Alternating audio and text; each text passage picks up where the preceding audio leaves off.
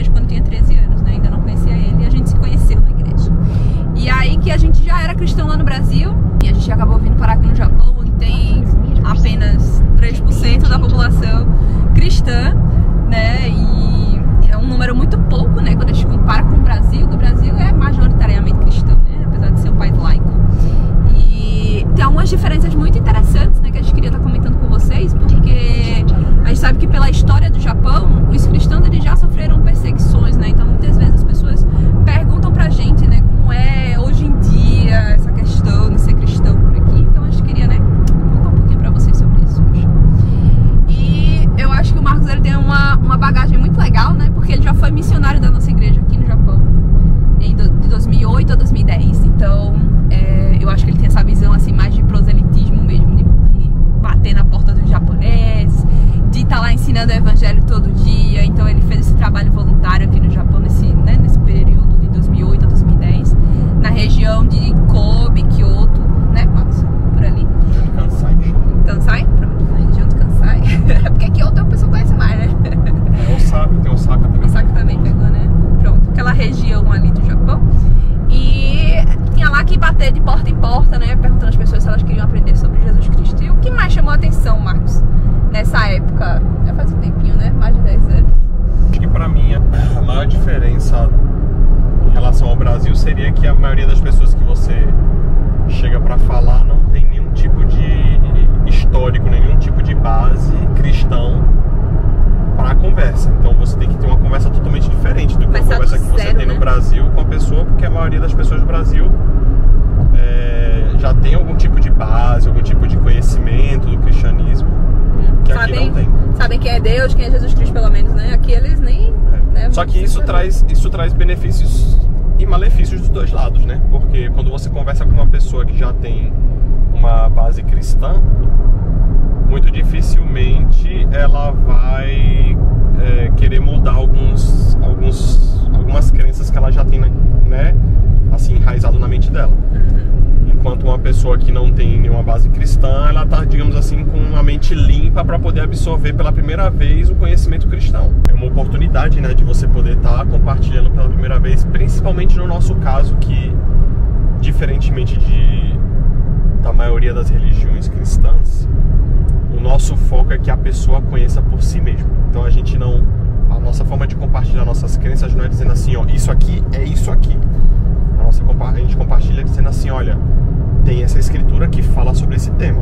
Aí a pessoa lê por si mesma, pondera por si mesma, ora para Deus para poder perguntar se aquilo realmente é verdade e adquire seu entendimento, sua fé, seu testemunho, digamos assim, por si mesmo, né? Que é o que, digamos assim, permite que o aprendizado seja o mais puro possível, digamos assim, né?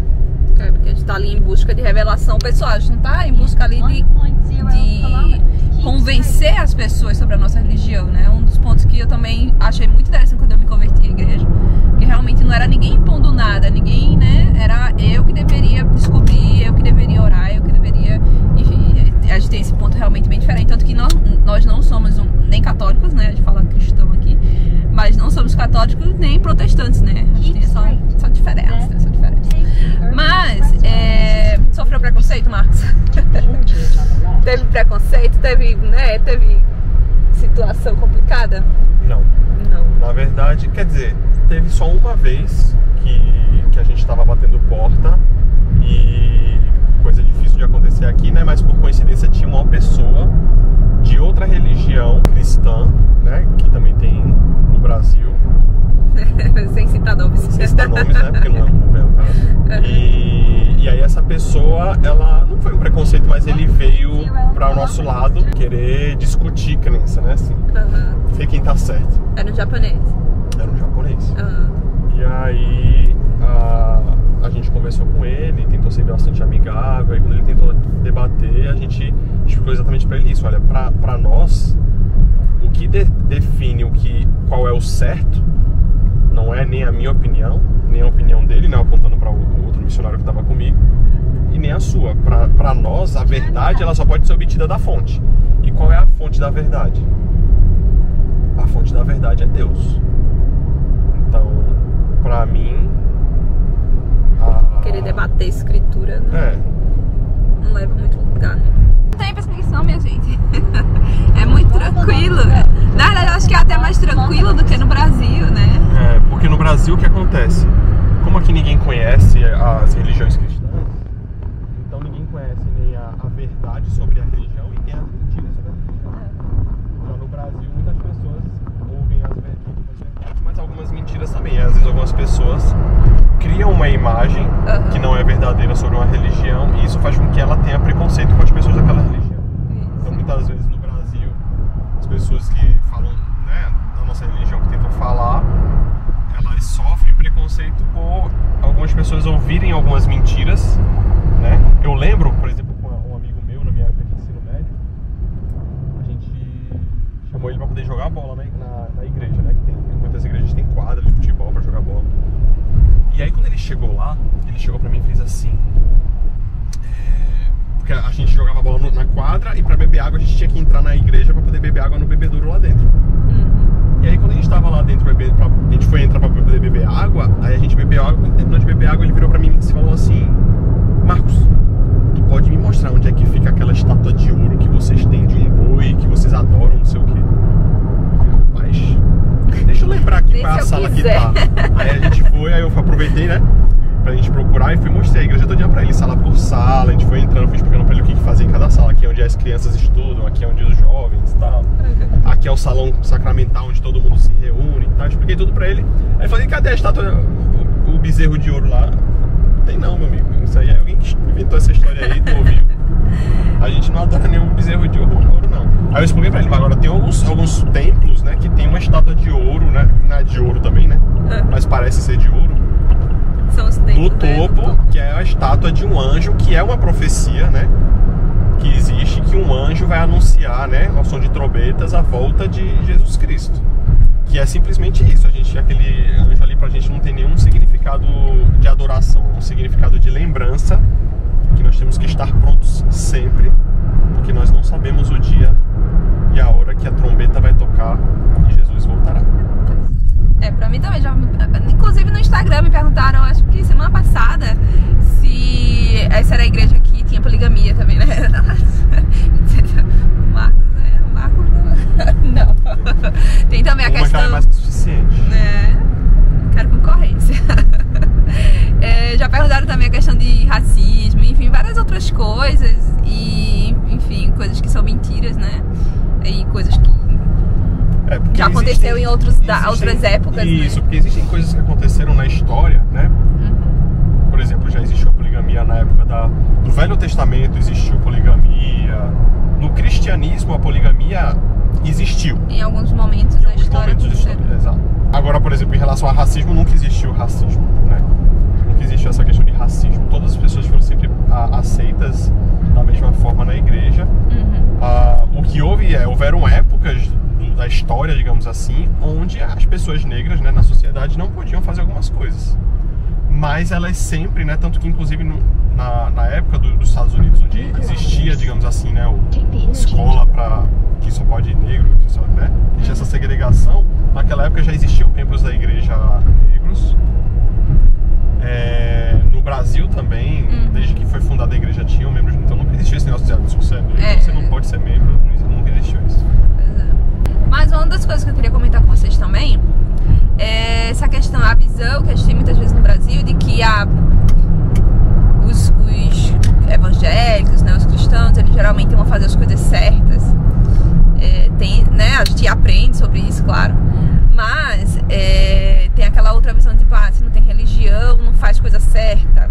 E uma das coisas que eu observo aqui no Japão é que isso independe, sabe? Como tem poucos cristãos, a maioria, na realidade, são shintoístas e budistas, né? Essas duas religiões são as que mais imperam, assim, né, no Japão. E a gente vê uma coisa totalmente independente, né, de religião. Essa questão da honestidade, a questão do cuidado com o próximo, que independe de religião aqui, sabe? Porque a fonte do certo e errado vem da religião. Só que, com o tempo, muitos desses princípios eles passaram a se tornar, inclusive na tentativa das pessoas, né, de fugir da religião e não precisar se comprometer com tudo, foi de pegar os princípios religiosos e trazer como se fossem questões morais, questões éticas, né? Quando na verdade tudo na verdade a origem é religião, né? Porque o que é religião? São os ensinamentos vindos de seres divinos, né? De Deus, né? Por exemplo. No início quem ditou, digamos assim, o que pode e o que não pode ser feito, o que é certo e o que é errado, foi... O que funcionaria, né? Isso, foi o próprio Deus. E isso passou a se tornar parte da cultura, digamos assim, né, de alguns países, ou parte dos ditames, né, da sociedade, mas a origem mesmo é da religião. Né? Eu estava falando em relação a isso porque aqui no Japão a gente vê um nível muito grande de honestidade, um nível muito grande de cuidado com, né, não de se intrometer na vida do outro, mas uma preocupação coletiva, né? Ou seja, são coisas muito fortes. O povo japonês, em sua maioria, mesmo não sendo cristão, eles praticam princípios e mandamentos cristãos muito melhor do que povos, né, de países majoritariamente cristãos. Então, isso aí é algo bem interessante. É um tapinha na cara, digamos assim. Pois é, porque aqui... E eu acho que também o sistema do país contribui para isso, né? Então, no Brasil, a gente tem aquela velha, né? Achado não é roubado. Então, tem umas coisas culturais que você vê que aqui não existe. Tipo, aqui, achado não é seu, não é para você pegar. Se você pegar, você vai preso, entendeu?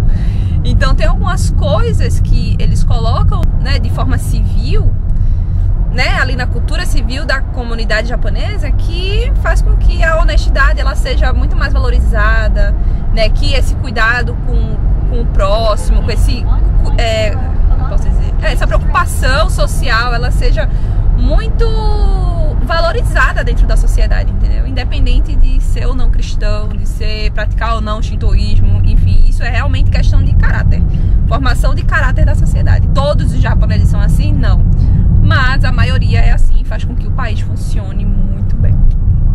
E um dos quesitos que levam a isso, digamos assim, né, é um princípio muito cristão, que é o princípio de que você vai ser julgado e punido de acordo com as suas ações. Você vai receber a recompensa de acordo com as suas ações. Então, se você praticar o mal, você tem que ser punido de acordo com a sua prática. Então, no Japão é assim, se você faz errado, você vai ser punido e avaliado ao rigor da lei. Exato. Não tem aquele negócio de não, vamos dar um jeitinho, não tem... E mesmo que ninguém esteja vendo, a maioria das pessoas fazem o certo mesmo que ninguém esteja vendo. Agora, quer dizer que é perfeito? Não. Existem casos também que dizem, né, que a justiça japonesa, na verdade, ela é errada pro outro lado, né? Que às vezes pegam pessoas que você nem tem, às vezes, suficientemente provas contra ela, condena, prende, né? Sem dar o pleno direito à defesa, digamos assim. Como todo sistema tem suas falhas, né? Mas faz com que a sociedade funcione. Então funciona aqui o negócio. A gente pelo menos está muito confortável morando aqui, sendo cristão. Como eu não pretendo fazer nada aqui que gere nenhum tipo de suspeita de crime, então pra mim também não. Tá tudo bem. Mas eu não sou a favor, também sou contra que a minha pessoa seja punida. Injustiça, realmente. Justamente. Não, né? Isso aí a gente também não concorda, né, minha gente? Um outro ponto legal também de comentar com vocês, né, como uma membro SUD, é como é legal conviver com os membros japoneses que são cristãos. É outra coisa também, né, Marcos? Então a gente tem, claro, essa questão de caráter e tudo mais que eles buscam formar, né, na sociedade, forma civil e tal, toda essa coisa. Mas quando você se depara com membros cristãos, japoneses cristãos, enfim, é muito legal, muito legal. Porque aí junta justamente essa formação de caráter que eles já têm com um compromisso cristão, né? Então, uma das coisas que, enfim, vocês já devem ter ouvido por aí que os japoneses são, tipo, é um povo mais frio, né? Um povo não sei o quê, tem todas essas questões assim. E geralmente quando a gente se depara com membros cristãos, eles já são um pouco mais afetuosos, né? Eles falam, eles cuidam mais, eles se preocupam mais. Então a gente tem a oportunidade de conviver com os japoneses cristãos, né? Os membros lá da nossa ala, né? Que é a região que a gente se reúne, né? Que é uma ala até grande para Japão, né? Dá o que? Uma frequência de 100 membros? Não, 80? 80, 90. 80, 90 membros ali, várias famílias, inclusive famílias com muitos filhos, que aqui no Japão também é uma coisa mais difícil de encontrar, né? Já que a população tá tá caindo, estão em declínio, né? Estão tendo cada vez menos filhos. Mas o nosso bispo, por exemplo, que é nosso líder religioso na nossa ala, ele tem 6 filhos, né? A maioria das pessoas da ala lá tem 4, 5 filhos, 3, acho que tem 3, na maioria mais 4, né? A maioria tem 3. 3, 4, né? Então, a gente tá indo pro 5º, né? Pra quem tá chegando nesse vídeo agora. Então, a gente tem esse apoio também emocional, tem essa convivência muito legal com os membros japoneses, que são cristãos. Então, eu me batizei na igreja com 13 anos. Então, eu já tive a oportunidade, né? Vim pro Japão quando eu tinha 24. Acho que era 24. Enfim. Tive alguns, né? Não, 24. Eu acho que foi 24, 10 anos, 14, é isso mesmo. Tá certo, minhas contas. Então, eu passei 10 anos como membro da igreja lá no Brasil. E poucas vezes eu posso dizer a vocês que eu recebi uma visita, que eu recebi, né, uma preocupação, né, uma atenção ali individual. Muitas vezes o meu marido já foi bispo, né? Então as pessoas julgavam que tipo, não, porque é esposo de bispo, então tá tudo bem. Então poucas vezes eu recebia visita, né? Não que isso, né? Eu nunca me afastei da igreja por causa disso, mas é um fato que acontecia, né? E aqui não. Aqui as pessoas estão lá, né? Quando a gente se mudou também pra cá, pro Japão, né? Foi algo muito interessante também, que as irmãs, várias irmãs idosas se juntaram pra nos ajudar. Eu vim grávida de 8 meses do 3º filho, então a gente chegou aqui no Japão. Foi um momento assim meio delicado, né? Meio corrido. E os membros japoneses realmente ajudaram muito a gente. Então depois que a gente saiu também, a gente morou 1 ano e meio, quase 2 anos, né? Lá em Aichi. E depois a gente se mudou pra cá, pra Saitama, que é onde a gente mora agora. E quando a gente chegou aqui novamente, o pessoal super solícito, ia lá na nossa casa, explicava as escolas, explicava os lugares, supermercado, enfim, né, fazendo toda essa acolhida com a gente. E realmente foi uma das coisas que eu disse, poxa, pessoal, né, o pessoal capricha. Então é uma das coisas muito legais a gente estar aqui no Japão também, é poder conviver com esses membros. E enfim, a gente faz nossa parte também, né, pra poder ajudar, sempre que vem alguém também, a gente ajuda, alguém vai se mudar, enfim. A gente tá aqui sempre servindo também. Uma diferença cultural muito grande que tem do Brasil pro Japão é, no Brasil, se você conversar com uma pessoa sobre outra, eles vão saber tudo sobre a vida da outra pessoa. Não porque fulano trocou de carro, não porque fulano brigou com a esposa, porque sabe de tudo. Mas fazer por aquela pessoa não faz, quer dizer, eu tô generalizando, mas assim, mas geralmente não faz nada. Aqui no Japão é o contrário, se você perguntar para as pessoas sobre a vida dos outros, eles não sabem de nada. Mas em relação a fazer... Inclusive no último filho... Eles são solícitos para poder fazer alguma coisa, ajudar alguma coisa. Isso, no nosso 4º filho, o pessoal se ofereceu para ficar com as outras crianças, né? Porque a gente não tem familiar aqui no Japão. E as irmãs, elas se juntaram e deram 1 semana, porque a gente disse que 1 semana já era suficiente, né? De comida pra gente. Então elas se escalaram, montaram um grupo, perguntaram o que a gente gostava de comer, e iam lá em casa deixar a refeição pra nossa família, assim, pra gente não ter que se preocupar ali, né, comigo, né? Eu não ter que preparar a refeição nos primeiros dias, assim, após o nascimento do nosso filho, que já era o 4º, né? Então tinha mais 3 crianças pra cuidar. Então o pessoal realmente muito solícito, muito solícito. Então essa é uma das coisas legais aqui de conviver. E eu acho que é um dos pontos que ajuda a nossa adaptação, né? Eu acho que as pessoas sempre perguntam também sobre a adaptação. Ai, como é a adaptação no Japão e tal. Mas como a gente frequenta essa comunidade, tem essa convivência, né? De vez em quando a gente chama o pessoal pra vir na nossa casa, o pessoal chama também a gente pra ir lá. A gente tem essa convivência com eles. E a maioria é japonesa aqui, tá? Brasileiro só tem nós, nossa família. E mais um brasileiro que é casado com uma japonesa. Tem atualmente só mais uma estrangeira também que é casada com um japonês. E a gente tem essa convivência muito legal, né? Claro que o Marco sabe japonês, ajuda na comunicação, enfim, a gente vai tentando, os meninos também já conversam bastante em japonês.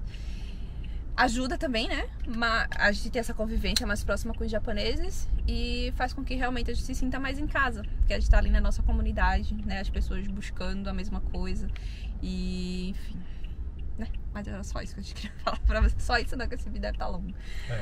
E deve ter surgido várias perguntas aí, vários comentários. Isso, então, coloca nos comentários quais são as dúvidas, quais são as coisas que vocês já ouviram falar.